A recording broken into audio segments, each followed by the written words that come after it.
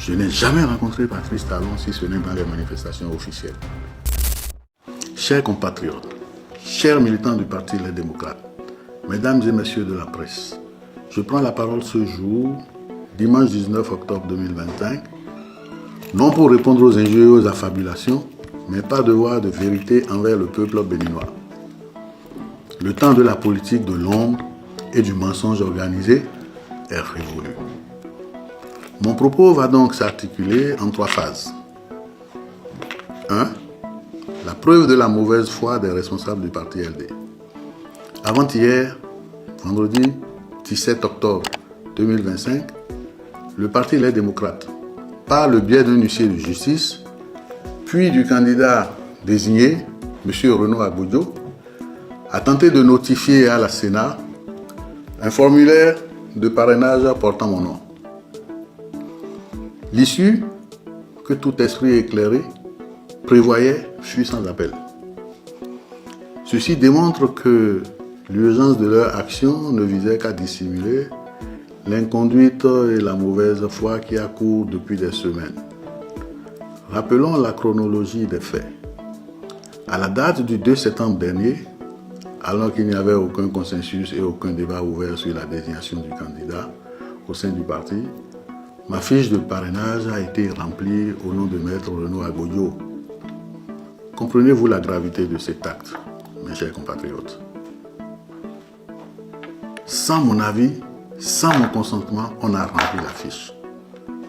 Cela confirme que la direction du parti avait tout planifié pour que Maître Agbodjo soit in fine désigné, justifiant a posteriori une démarche frauduleuse.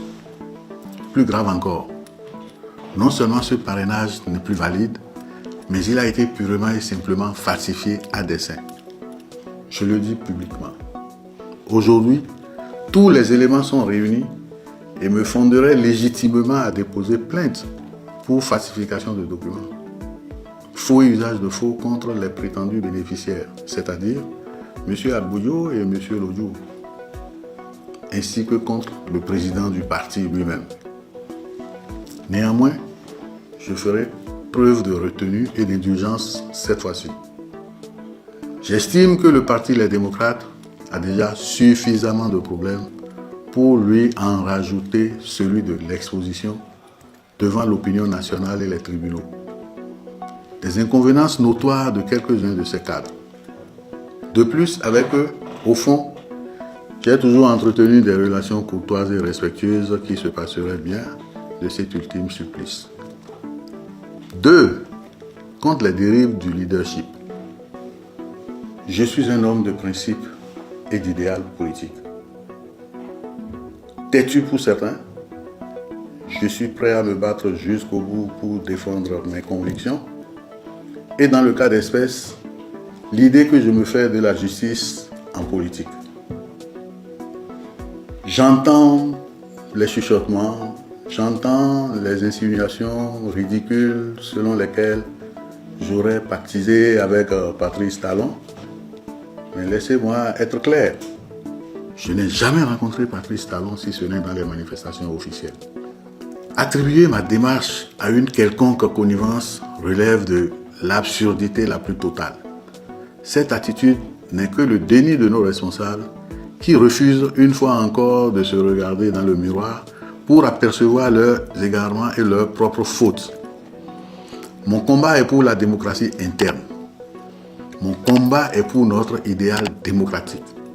Pour cette raison, je ne pouvais cautionner les logiques exclusionnistes du président Boni Yayi, que j'aime bien au passage, ni ses méthodes de gouvernance rétrograde qui asphyxient l'expression démocratique au sein de notre formation politique. Mon appréhension sur ce processus de désignation ne date pas d'hier. J'ai toujours milité et c'est un secret de polichinelle. Pour le président Éric Ngoundété, un homme dont la légitimité au sein du parti est incontestable. Aujourd'hui, on nous impose finalement mon frère Renaud Agbodjo. Je n'ai rien contre lui. Avec vous seul critère qu'il est de Savère et neveu de Boni Yayi.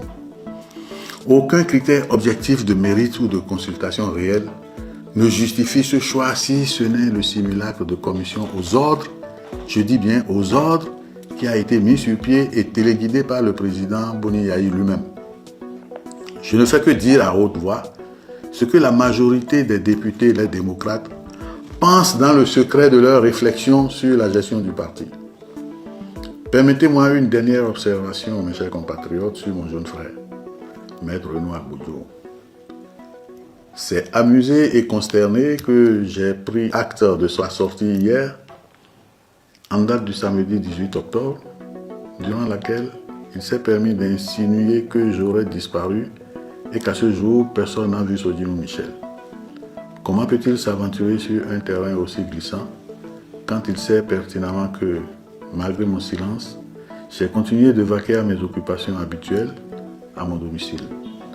Que je suis allé retirer en personne ma seconde fiche de parrainage à la Sénat, quand il sait que j'ai rendu publique ma déclaration du jeudi 16 octobre 2025, qui, soit dit en passant, a inspiré le lendemain une contrefaçon à laquelle je ne m'associe pas. Comment peut-il à ce point se méprendre sur la vérité des faits? Lui qui sait que plusieurs cadres du parti, y compris notre aîné Saka Fekara, se sont rendus à mon domicile pour me rencontrer. Sans compter que d'autres, y compris lui-même, sont constamment restés en contact avec moi par téléphone ces derniers jours.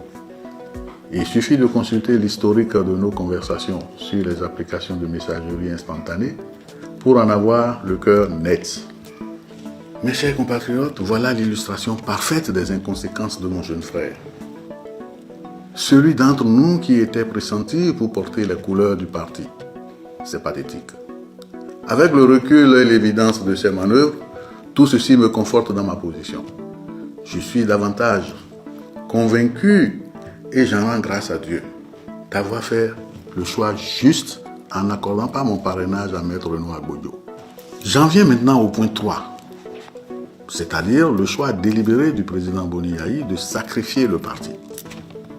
Contrairement à ce qui est propagé, mes chers compatriotes, lorsque j'ai retiré ma fiche de parrainage, j'ai clairement indiqué par écrit au président du parti que je restais ouvert au dialogue.